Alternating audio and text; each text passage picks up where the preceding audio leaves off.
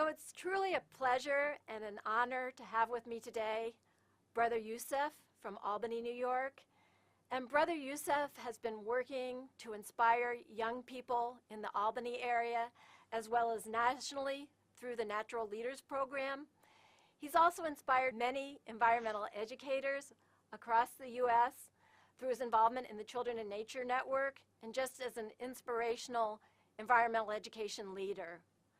So what I wanted to ask you today, Brother Youssef, is if you can talk a little bit about your military service and what you encountered when you returned to the States. I'm a Vietnam vet from 1967, 68, part of 69 in Vietnam, which really was a time of all the Tet offensives there. I stayed in Vietnam a year and a half as the communication specialist with the 101st Airborne.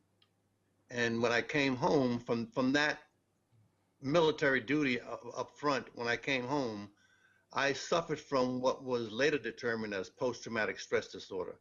Some of the symptoms of that was in regards to my time served in the Cu Chi province of Vietnam with rice paddies, water, a lot of monsoons. So a lot of my stories were about fear and being disconnected and a lot of things about water. At some point, I went into a lot of counseling because a lot of my behavior came out with being isolating inappropriately. I was drinking and drugging right after coming from Vietnam. Coming back from Vietnam, having drugged in Vietnam is where it started, and wound up in a lot of different kinds of trouble. Long story is that I wound up in a rehabilitation center and was connected to a few counselors and doctors. And at one point, one of my doctors, because of the stories I told about monsoons, rice paddies, and water, just suggested in a prescribed kind of way for me to look into a kayak, and actually sort of prescribe me doing some kayaking because I could isolate and be in an appropriate way doing it that way with the one-man boat. And it's been more than 30 years that I've been kayaking and being in the outdoors with that suggestion. And it's been a therapeutic move for me, and that it's had me reconnect back with myself, back to a childhood that I had really displaced and let go, trying to go into the Army and be a part of that jump into manhood. I went back into some things that were reminiscent of my growing up in Brooklyn, and my sense of place was found in Prospect Park, just collecting acorn tops and being in the outdoors and being around trees and leaves and bees and those kinds of things. So it brought me back to that, and that's what I worked at. I came back from Vietnam really not connected to people or to things that were upward, and found that in nature through camping, hiking, biking, and kayaking. So Vietnam was a dark side of my adolescent life. And when I came back, I was only 19 years old. And at 19, I came back and I got into some trouble. So and again, just got into some counseling. Some counselors and some psychiatrists recommended kayaking. I've been doing that for the last 40 some odd years, and took a lot of family and others through a lot of changes with me through that. Yeah, that's my veterans experience to that. Thank you. It's a really compelling sort of life story that you have, and especially in regard to veterans coming back today from the Iraq wars and the Afghanistan wars. Yes. But I know that after you came back, then at some point you started working with young people and engaging them in kayaking and other outdoor activities. And maybe you can talk a little bit about that. Yes. At some point I was volunteering, working through the Boys and Girls Club of America. And they have promoted and put into effect a national gang prevention program through the Boys and Girls Club of America, and trained me to do the gang prevention as a unit director of the Albany Boys and Girls Club. Having a kayak and having experiencing camping on my own, I integrated that gang prevention.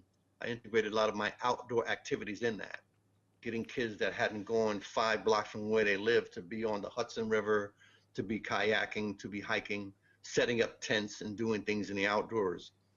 From that, the DEC saw me taking kids not just outdoors with recreation, but leading them into some conservation careers. I was taking them to the Environmental School of Science and Forestry, to Paul Smith, looking at conservation as careers. Started an organization called the Environmental Awareness Network for Diversity in Conservation. Haven't not seen too many people of color that were into leading kids from high school and college into this field.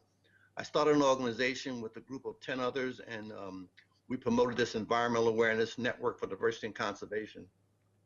And I joined a group up in Massachusetts called the Eagle Eye Institute that trained me to be able to engage, inspire, and prepare young people to be in the outdoors and see this as a sort of a play to pay type organization or event that we got into. So I would take kids planting trees.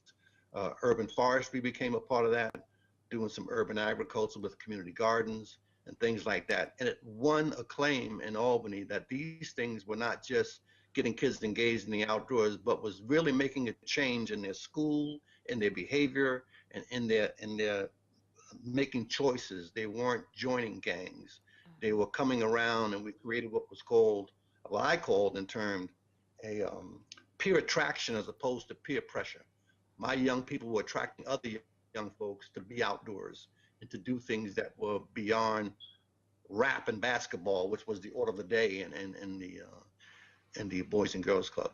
Mm-hmm. And so I won a seat at the New York State Department of Environmental Conservation as an environmental educator, and moved from there, just working and doing that kind of a job as a job description, an outreach worker to increase the diversity of the New York State Department of Environmental Conservation summer camps that did not look like the communities of New York. There weren't a lot of folks of color or urban youth going into those camps, and I was the recruiter from Buffalo, New York to Brooklyn, New York, getting kids involved in that by connecting with churches, high schools, middle schools, and getting these youngsters connected to the outdoors. Maybe you can talk, I don't know if you have, say, any particular memories you have of how your work impacted, say, one of the young persons that you worked with, or maybe if there's any differences between your experiences in using nature as healing, nature as a healer, and those experiences some of the young people that you're working with today.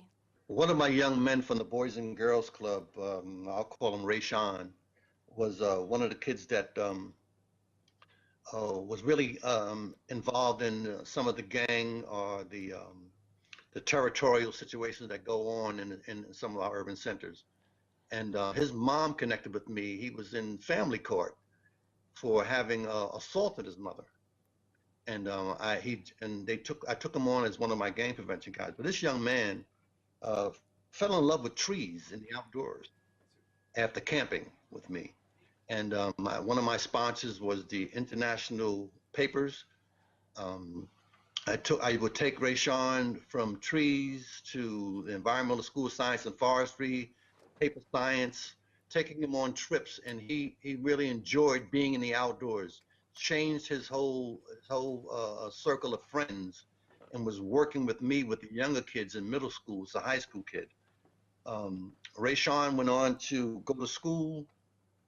He went down to the Environmental School of Science and Forestry for a summer class, and decided to go into landscape architect, and wound up in Clemson University for landscape architect. Wow. Stayed there 3 years. Rayshawn is now working here in Albany, doing some things that are working with a bank, as a matter of fact, right now. But Rayshawn went on to work and volunteer with the DEC camps, became a camp counselor, stayed on camp counselor in the summertime for 2 years straight, and went on. There's another young man, Adam Stewart, who the same was part of the Boys and Girls Club, and had younger siblings with him. But he became an example not just for his younger brother and sister, but for other kids in his community. He went to camp, went back to camp, and became a volunteer, became a camp counselor. Then we have a ship in Albany that floats on the Hudson called the Clearwater. He became one of the onboard educators on the Clearwater. After sailing 2 times, I put my boys on the boat, and they sailed for 3 days on the Clearwater. This really took a change in Adam's life as it related to him isolating and doing some things that were just not really cool. He became a role model for his brother and sister, who also became part of my camping program. Adam is now a third-year student at Albany, at the University of Albany. Last year, he worked as a DEC counselor.